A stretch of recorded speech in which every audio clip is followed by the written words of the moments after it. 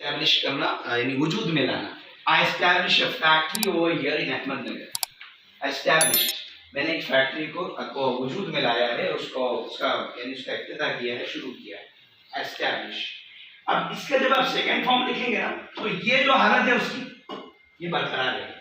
سالم کی مثال دیجیے.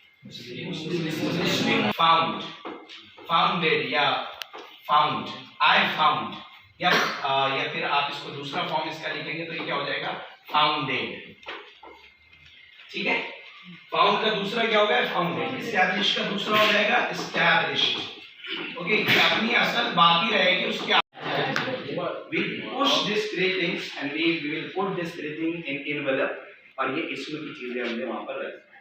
اب یہ ورب کی چیزیں ہیں, فعل کی چیزیں ہیں, ورب اینڈ ایڈورب. سمجھ میں آ گیا, یہ دو چیزیں ہوتی ہیں. اب آپ بولیں گے سر پھر ورب کی جو فارمز ہوتی ہیں